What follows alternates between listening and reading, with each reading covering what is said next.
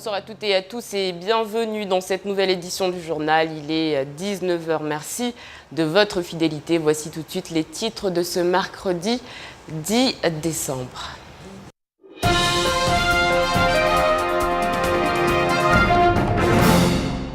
L'actualité est dominée par ce drame qui s'est déroulé au CHM. Une femme qui décède le 30 novembre dernier au centre hospitalier de Mamoudzou suite aux complications d'une césarienne effectuée en urgence. Une césarienne qui aurait été effectuée par une personne qui n'était pas habilitée à procéder à ce type d'intervention. L'ARS lance une enquête administrative. La famille, elle, a porté plainte. On revient sur ces barrages érigés hier en fin d'après-midi qui ont duré une bonne partie de la soirée du côté de Combani. Nous étions sur place pour constater l'exaspération des villageois qui demandaient, on le rappelle, la libération de 7 personnes interpellées suite à la plainte d'une personne suspectée de fait de vol. Et puis depuis lundi dernier, la plage de Sakouli est fermée à la baignade et aux activités nautiques en cause une contamination en matière fécale révélée par des prélèvements effectués par l'ARS. Pendant ce temps, les établissements balnéaires ne peuvent qu'accuser le coup. En moyenne, on compte 50% de moins en chiffre d'affaires.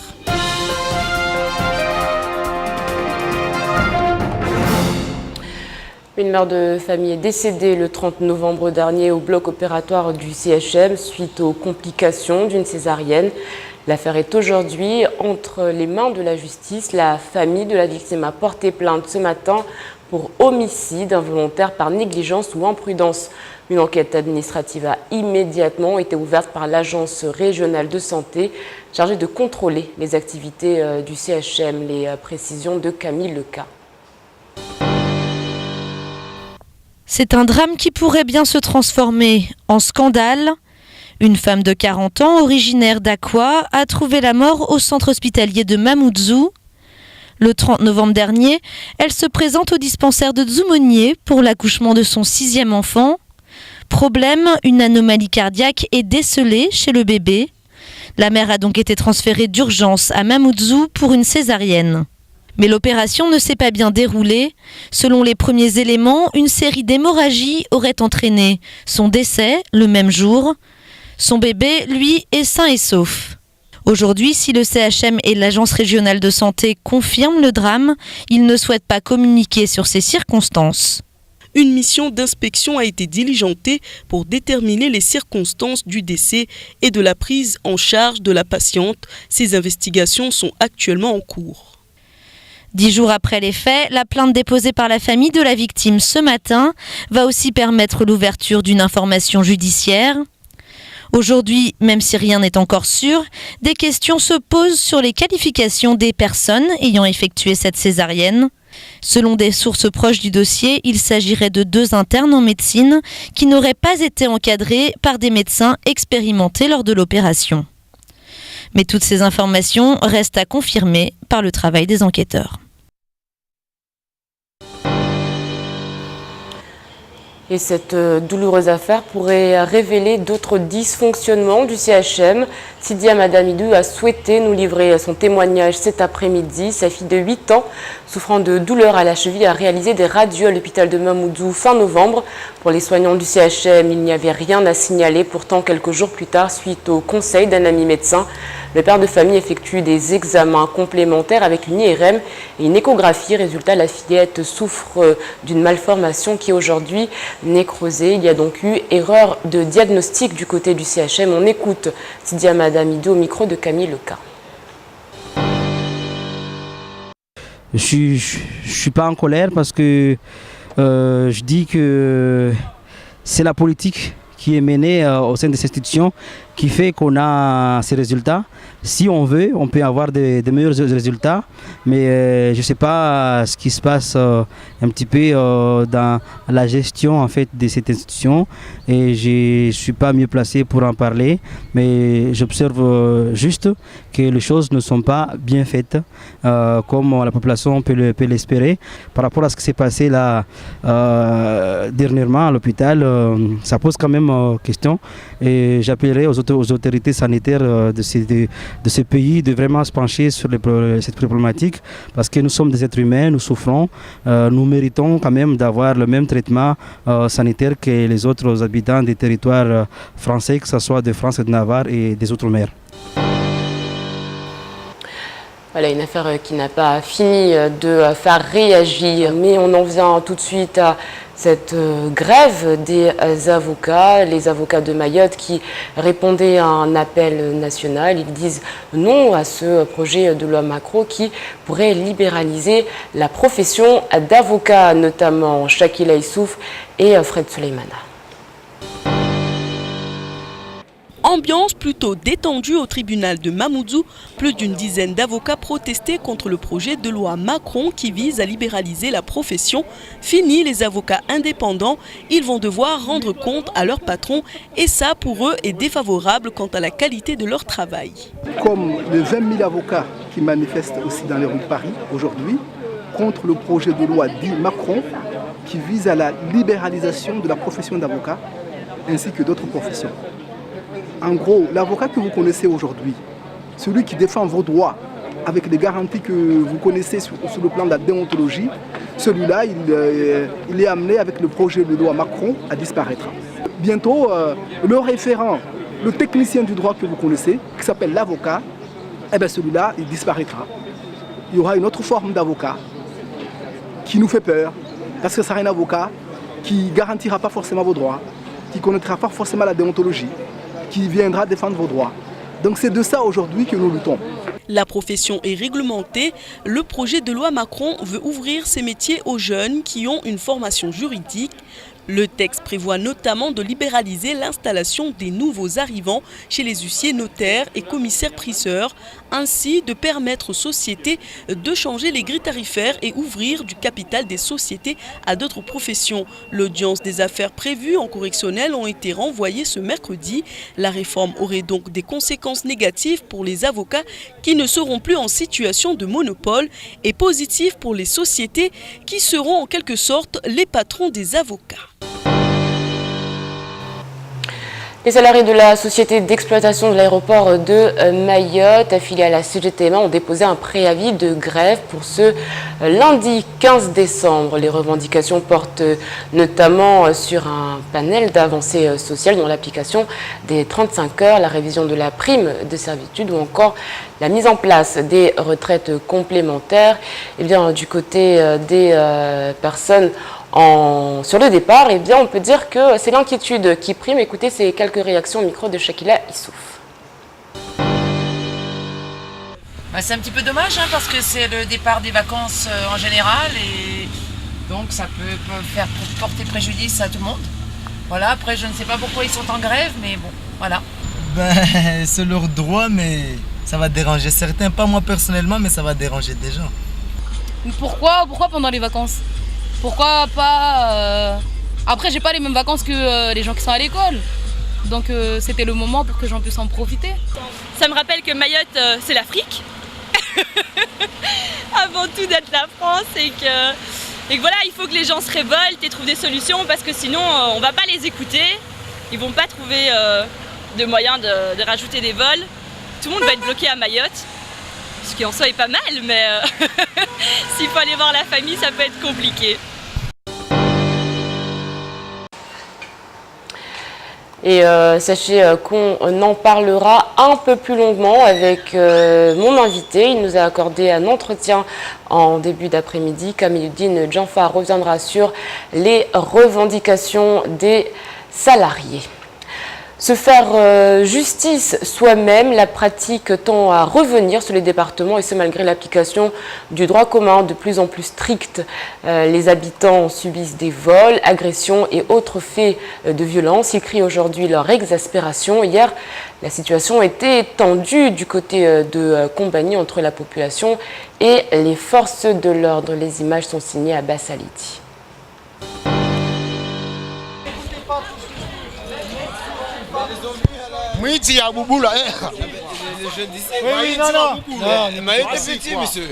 L'appel a été lancé depuis la mosquée du village. La population s'est aussitôt mobilisée, bloquant le cœur de Kombani.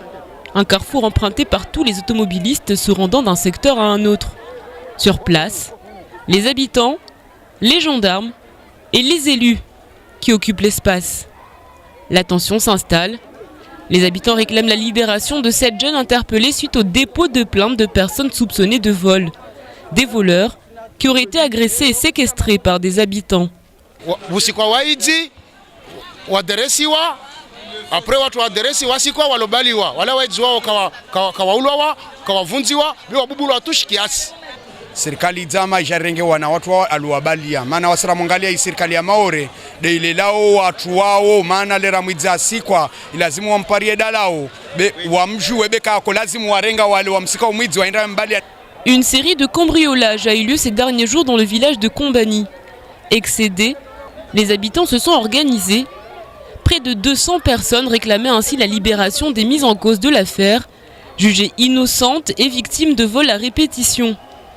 Il aura fallu des heures de persuasion pour éviter que la situation ne dégénère. Il va falloir qu'on se penche du côté de cette jeunesse qui fait 56% de la population de Mayotte. Si on n'y met pas le paquet sur cette jeunesse qui a moins de 25 ans, eh bien, qui se retrouve laissé à la marge, on ne pourra jamais régler ce problème. Donc, c'est un problème de scolarité, c'est un problème de formation, mais c'est un problème d'emploi, et voire même de logement, puisqu'on retrouve des fois, malheureusement à Mayotte, des jeunes qui dorment dans la rue, qui fouillent dans les poubelles, il faut oser le dire. Et donc, s'il faudrait trouver des solutions, c'est aujourd'hui qu'il faudrait attaquer le problème. Au final, le barrage aura été levé un peu avant 22 h. 5 personnes ont été relâchées. 2 autres sont toujours placées sous le régime de la garde à vue. On parle ici d'agression, de menaces et de séquestration. L'enquête se poursuit. Depuis lundi dernier, la plage de Sakouli est fermée à la baignade et aux activités nautiques en cause une contamination aux matières fécales révélées par des prélèvements effectués par l'Agence régionale de santé le 25 novembre dernier. La semaine dernière, une enquête environnementale visant à identifier les origines a été menée par l'ARS et la commune de Bondélé. Elle révèle aujourd'hui des déversements accidentels d'eau usée qui seraient donc à l'origine de la pollution. En attendant, il y a des grands perdants dans cette affaire. Ce sont les établissements proches de la plage, Camille Leca. Une plage déserte, des chaises vides et des établissements qui ne tournent plus. Voilà à quoi ressemble la plage de Sakouli ce mercredi. 10 jours après l'application de l'arrêté municipal interdisant la baignade et les activités nautiques, l'Agence régionale de santé apporte aujourd'hui des précisions. La contamination aux matières fécales aurait été causée par des fuites dans l'écoulement d'eau usée. Des eaux usées provenant, selon l'agence, d'un des 3 établissements de la plage. Mais le nom du responsable n'a toujours pas été communiqué. Du côté du snack Ololo, installé à Sakouli depuis 2001, on prend les devants. Ce matin, les propriétaires qui n'ont pas souhaité s'exprimer face caméra ont fait vider leur fosse septique par la société d'assainissement MAP de Longoni. Pour eux, aucune trace d'écoulement n'a été repérée. Mais le mal est fait, l'établissement estime avoir perdu 60% de chiffre d'affaires depuis 10 jours. Même constat du côté de la crêperie Sous le Vent, presque aucun client et 50% de rentrée d'argent en moins comparé à une période de fréquentation normale. Mais selon les gérants, l'ARS aurait affirmé qu'il ne pouvait pas être responsable des déversements. Reste le dernier établissement de la plage, l'hôtel Sakouli. Contacté par téléphone, aucun membre du personnel n'a souhaité répondre à nos sollicitations. L'Agence régionale de santé a effectué de nouveaux prélèvements ce matin. Les résultats devraient être connus d'ici la fin de la semaine. Mais même si la présence de bactéries pathogènes s'avère négative, la plage restera fermée tant que les mesures nécessaires pour éviter de nouveaux accidents ne seront pas prises. Une enquête entourée de mystères. Et on passera tout de suite à l'actualité En bref, on parlera ensuite des bouchers. Il faut dire qu'il y a des bonnes nouvelles également sur les départements. Il faut en parler. En attendant, place à l'actualité en bref dans votre journal.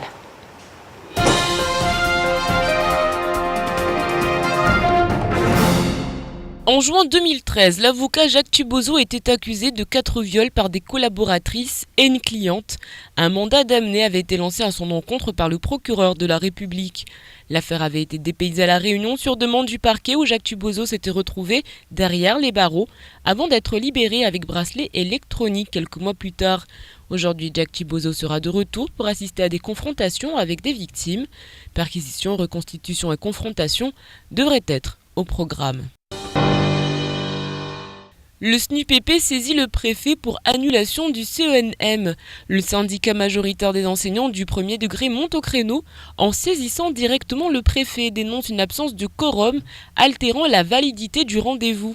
Dans cette logique, le syndicat demande l'organisation dans les meilleurs délais d'une réunion du CENM. Cela ne remet pas en cause les 8 RED+ distribués, mais cela pourrait toutefois changer la donne, avec cette fois-ci des syndicats qui, élections passées, seront sans doute plus présents. Hier matin, aux alentours de 11h, un ULM est apparu au-dessus du terre-plein de Mtsapéré, visiblement en difficulté. Il piquait vers le sol et volait en rase-motte avant de remettre les gaz et de reprendre de l'altitude. La manœuvre s'est produite à plusieurs reprises. Les témoins sur place ont cru qu'il y avait un problème et ont contacté les forces de l'ordre. Le pilote revenu sur terre a été entendu expliquer qu'il faisait des essais d'atterrissage d'urgence. Mais de telles manœuvres étant interdites au-dessus d'une agglomération, le pilote pourrait rencontrer quelques problèmes avec les autorités et notamment la Direction générale de l'aviation civile. «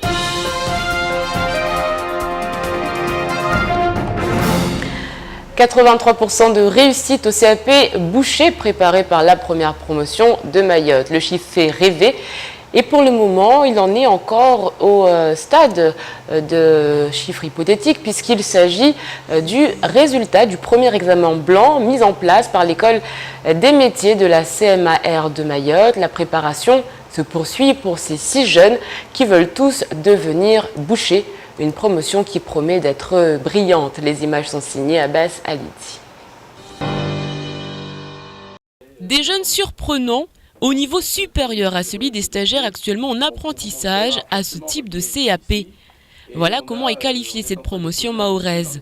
Les futurs bouchers de Lille sont toujours en formation et le moins que l'on puisse dire, c'est qu'ils suscitent beaucoup d'espoir. Depuis le mois de janvier, ils préparent leur CAP boucher, un cursus de 18 mois.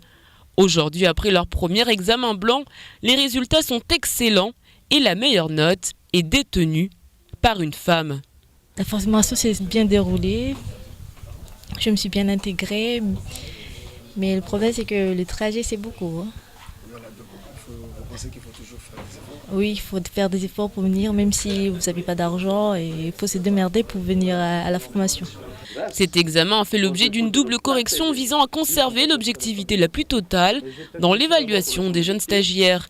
Les matières écrites ont ainsi été corrigées par l'équipe pédagogique du CFA de Marzy en métropole et par les formateurs de l'école de métier à Mayotte. On est très surpris de voir et très agréablement surpris de nous rendre compte que ces jeunes ont un très bon niveau et de l'avis à la fois de nos collègues métropolitains et du boucher examinateur venu de métropole pour faire passer la partie pratique, ces jeunes ont un niveau supérieur à ceux qui sont actuellement en apprentissage dans ce type de CAP. Reste à concrétiser tous ces bons résultats. Un deuxième examen blanc sera mis en place en mars 2015. Les jeunes partiront fin mai pour la métropole afin de finaliser leur formation. Fin juin, l'heure sera à l'examen final. Et c'est bien donc sur ces images que nous quittons. Je vous rappelle donc que dans quelques instants à suivre cet entretien réalisé avec Kamiloudine Jaffar en début d'après-midi. Le secrétaire général adjoint de la CGTMA nous parle des revendications mises en place suite à ce dépôt de préavis de grève du côté de l'aéroport. Nous, on se quitte donc sur cet entretien et on se retrouve demain. Et je vous le disais donc en début de journal, nous sommes accompagnés aujourd'hui de Kamiloudine Jaffar. Bonjour. Bonjour. Vous êtes donc le secrétaire général adjoint de la CGTMA. On revient avec vous sur ce mouvement de grève en préparation du côté de l'aéroport de Mayotte. Qu'est-ce qui se passe exactement ? Il se passe que dans cet aéroport, effectivement, les agents de Mayotte Air Service, ce qu'on appelle communément Mayotte Air Service, c'est-à-dire la société Lavalin qui a pris la gestion de l'aéroport, ces agents qui ont été en négociation en 2014, toute l'année 2014, depuis juillet, sur la NAO, la négociation annuelle obligatoire, restent butés sur l'application de la Convention collective nationale pour le personnel des aéroports, les personnels au sol des aéroports. Donc, après plusieurs réunions, un accord n'a pas pu être trouvé.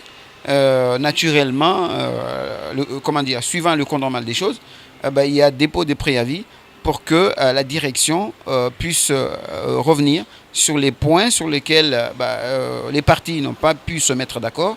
Et c'est la raison pour laquelle la CGTMA a déposé un préavis de grève illimité qui commencerait dès le 15 décembre. Kamaluddin Janfar, le 15 décembre, c'est un jour de grand départ. Ce serait une catastrophe économiquement parlant, touristiquement parlant pour Mayotte s'il y a un blocage de l'aéroport ce jour-là. Mais nous, notre but, ce n'est pas de bloquer. C'est que nous avons une plateforme revendicative sur laquelle nous l'avons déposée auprès de la direction de Lavalin. Nous souhaiterions à ce que très rapidement, on est ouvert, à ce que très rapidement on rentre en négociation pour qu'on n'ait pas à faire vivre à nos touristes qui vont venir et à nos résidents qui vont partir ce calvaire de la grève de l'aéroport. Donc, loin de là, le but qu'a la CGT de bloquer. Ce que nous souhaiterions, c'est que nous allions très rapidement, que la direction nous contacte très rapidement pour entrer en négociation pour pouvoir. On est aujourd'hui le 10, on a encore d'ici au 15, on a au moins 4 jours. Donc, je pense que le but, ce n'est pas de bloquer pour bloquer, c'est vraiment, il y a un désaccord, on souhaite mettre tous les arguments sur la table et très rapidement trouver un accord et on ne parlera plus ni du préavis ni de la grève à la suite. Vous vous rendez bien compte que si ce mouvement de grève débute, ce sera un mouvement très impopulaire. Est-ce que vous êtes préparé à ça, à aller jusqu'au bout? Puisque c'est on le rappelle, un préavis pour un mouvement illimité. Justement, c'est pour ça que je reprends encore pour dire notre objectif, ce n'est pas de bloquer l'aéroport. Notre objectif à nous, en tant que syndicat, ce n'est pas d'embêter les gens. C'est de faire en sorte à ce que nous sommes salariés, nous sommes des défenseurs des droits des salariés. Les droits des salariés, sur ce point-là, sur cette entreprise-là, ont été bafoués. Nous pensons que ce n'est même pas d'une intention bien réfléchie de la direction. Il y a des accords. C'est la règle normale dans ces cas de situation. C'est la raison pour laquelle notre objectif, encore une fois, c'est d'appeler le patron sur la table de la négociation, qu'on puisse revoir l'ensemble des points qui sont sur la plateforme revendicative et qu'on puisse très rapidement, c'est une affaire d'une journée, même pas peut-être une demi-journée, c'est-à-dire le temps d'une réunion, 4 heures de réunion, et le boucle est bouclé et on sort de là avec un accord. Et encore une fois, on ne parlera peut-être plus ni du préavis de grève illimité qui est déposé chez Lavalin et encore moins de la grève elle-même. Alors vous dites qu'il y a plusieurs réunions qui ont eu lieu, donc ça veut dire qu'il y a déjà eu des débuts de négociations. Qu'est-ce qui coince exactement? Ce qui coince, c'est peut-être la lecture des choses, parce que pour nous disons l'application de la convention collective. Ce qui nous embête le plus, c'est l'application des 35 heures. Donc les 35 heures, et là aussi, nous sommes ouverts. Mais nous souhaiterions à ce que la proposition de la direction soit acceptable pour l'ensemble des parties et en particulier pour l'ensemble des salariés. Il coince sur le travail du dimanche où il y avait une majoration de 50% qui d'un coup et sans concertation, la direction vient de revenir là-dessus. Il s'agit des UPI, c'est-à-dire les tenues des agents qui aujourd'hui sont défaillants. Et donc c'est des points qui, entre nous, quand on les regarde ou quand on les redit dans un préavis de grève, sont des points très faciles à régler. C'est la raison pour laquelle nous avons déposé un préavis parce qu'à un moment donné, les partis sont restés chacun campant sur ses positions. Et donc dans cet ordre-là, nous sommes ouverts aux discussions. Nous lançons encore un appel auprès de la direction pour que le plus tôt possible, on puisse très rapidement se mettre sur la table de négociation. Et nous pensons fortement qu'un accord peut être trouvé très rapidement. Combien de personnes sont concernées par ce potentiel mouvement ? l'aéroport, c'est tout le personnel de l'aéroport sauf les, les pompiers et les douaniers. Et donc c'est environ une 50aine de personnes. Ce sont tous ceux qui s'occupent de nos bagages, ceux qui nous tâtent quand on rentre dans la... C'est tous ces gens-là, ceux qui nous font enregistrer et donner nos bagages. C'est tout ce personnel-là qui sont concernés par ce mouvement. C'est ceux qui réparent les avions, ceux qui mettent le carburant, etc. Donc c'est tous ceux qui nous mettent dans les bus. C'est une 50aine de personnes. Et donc effectivement, cela joue beaucoup sur l'organisation normale de l'aéroport. Et c'est la raison pour laquelle nous ne souhaiterions vraiment pas aller vers cette gêne que peut entraîner un tel mouvement, sans parler des retards, etc. Bref, on mesure la gravité et le gêne qui peut causer un mouvement. C'est pour cette raison-là que nous sommes pour une négociation rapide pour ne pas avoir à en arriver là. SNC-Lavalin, c'est un grand groupe national, international. Est-ce que le fait justement que ce groupe-là soit aussi important, cela ne prend pas plus de temps pour des négociations peut-être? Oui, c'est peut-être un groupe international, mais aujourd'hui on a l'habitude. Enfin, je veux dire, à Mayotte, on a l'habitude de ce genre de groupe qui C'est plus compliqué de négocier avec de gros groupes? Oui, c'est plus compliqué, oui. Mais oui et non en même temps, parce que ils ont quand même une certaine, un racinement à Mayotte, on les connaît. Enfin, je veux dire, c'est des gens, la direction qui est chez la Vallée Mayotte, là, c'est des gens que nous connaissons très bien. Enfin, c'est des gens avec qui, comme on l'a évoqué au début de l'entretien, on a fait quelques réunions avec eux, donc on se connaît, eux, ils nous connaissent très bien. Et donc, bien sûr, il y a une connotation internationale du fait qu'ils viennent du Canada, enfin bref, c'est un groupe international.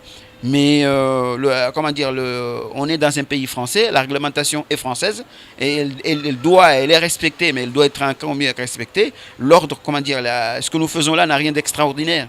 Nous sommes dans notre rôle en tant qu'organisation syndicale, donc nous défendons les intérêts de nos salariés qui sont adhérents chez nous. Et donc il n'y a rien d'extraordinaire là-dedans. Nous souhaiterions une fois de plus, nous appelons à la direction à ce qu'ils viennent sur la table de négociation parce que les points que nous réclamons là ne sont pas insupportables par la direction. Il y a plusieurs points de revendication. Quelle est la priorité aujourd'hui, vraiment? La priorité, c'est l'application de la convention collective, parce que c'est elle qui englobe de nombreux points. Voilà, c'est elle qui engendre en fait l'ensemble des points. Quand on prend par exemple le point sur les primes transport, là aussi c'est pas un point compliqué. C'est le ticket de barge et le taxi en petite terre. C'est pas quelque chose d'insupportable pour un groupe comme celui-là. Donc on voit bien que les points sont effectivement, en notre sens à nous, ne sont pas compliqués, mais il y a besoin là vraiment que les uns les autres viennent sur la table de négociation et viennent d'une manière franche, dans le but de vouloir sortir de ce mouvement et donc de cette confrontation, si confrontation il y a, parce que de notre côté il n'y a pas de confrontation. Encore une fois, c'est de la règle normale. On n'a pas entendu, on dépose un préavis. Et donc, nous souhaiterions vraiment sortir de là la convention collective, parce que cette convention collective, on a l'impression que la direction le tourne un peu à sa manière. Et donc, c'est là où il y a besoin, encore une fois, vraiment qu'on s'assoie sur la table et dire, voilà, on veut l'application de la convention collective nationale, comme elle existe en France et en Navarre, et on ne veut pas de trifouillement. Et s'il y a trifouillement, on trifouille, mais il faut trifouiller, dans le dialogue. Ce n'est pas la direction qui trifouille de son côté ce qu'il a envie de trifouiller et puis qui nous impose ce qu'il a envie de nous imposer. Donc c'est ça en fait qui nous a un peu choqués au point de déposer un préavis de grève. Voilà, l'appel est donc lancé pour un retour sur la table des négociations. Merci beaucoup Kamaldine Janfar. C'est moi qui vous remercie d'avoir répondu à toutes nos questions. C'est la fin de cette édition. Merci à vous de l'avoir suivi. Dans quelques instants, la méthode et la pyrine, suivi du journal en maoré et du temps de parole. On se retrouve nous demain pour un nouveau journal Kwaheri.